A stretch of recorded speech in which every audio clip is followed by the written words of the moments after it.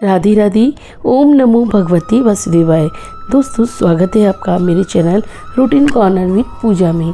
तो दोस्तों, आज की इस वीडियो में मैं आपको सुनाऊंगी अजय एकादशी व्रत की कथा। तो चलिए वीडियो को देर ना करते हुए शुरू करते हैं। दोस्तों, इस बार एकादशी यानी कि अजय एकादशी 19 अगस्त को है। पुराणों के अनुसार एकादशी का महत्व स्वयं भगवान श्री कृष्ण ने धर्मराज युधिष्ठिर को बताया था। कृष्ण बोले, भादो मास की कृष्ण पक्ष की एकादशी का नाम अजय है। इसका महत्व गौतम मुनि ही जानते हैं। भाद्रपद मास की कृष्ण पक्ष की एकादशी का नाम अजय है। वह सब पापों को नाश करने वाली है। एक राज्य में हरिश्चंद्र नाम के राजा थे। अपने राज्य को राजा बहुत प्रसन्न रखा करते थे। राज्य में खुशहाली थी। समय बीतता गया, राजा की शादी हुई। उनका एक पुत्र भी हुआ, लेकिन दिन बदलने लगी। राजा के पिछले जन्मों के कर्म उनकी आगे आने लगे, जिसके फल के रूप में राजा को दुख भोगना पड़ रहा था। राजा के राज्य पर दूसरे राज्य की राजा ने कब्जा कर लिया। राजा दर दर की ठोकरें खाने को मजबूर हो गए। अपनी 2 वक्त की रोटी के लिए राजा ने एक चांडाल के पास काम करना शुरू किया। वह मृतकों के शवों को अग्नि देने के लिए लकड़ियां काटने का काम करते थे।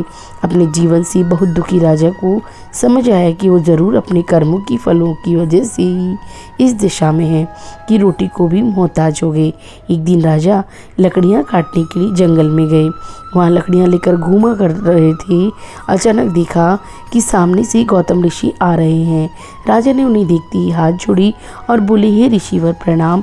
आप भी तो जानते ही हैं कि मैं इस जीवन में कितने बुरे दिन व्यतीत कर रहा हूँ।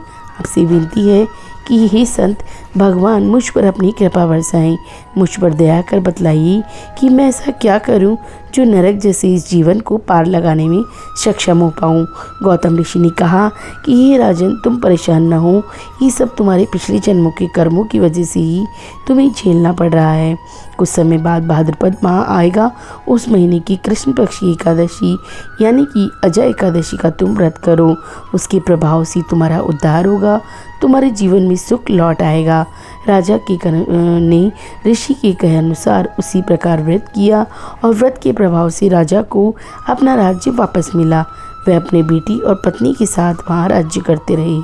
मृत्यु के बाद भगवान विष्णु के चरणों का दास बनकर वह वैकुंठ धाम में वास करने लगी। अजय एकादशी का व्रत कथा अनेक पापों को हरने वाली है। जो भी व्यक्ति अजय एकादशी कथा को पढ़ता है, सुनता है, उस पर भगवान विष्णु हमेशा अपनी कृपा बनाए रखते हैं।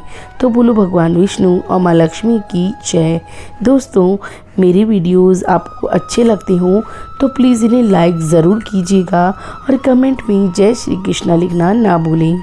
चलिए मिलती हूँ अगली वीडियो में। तब तक के लिए जय श्री कृष्णा।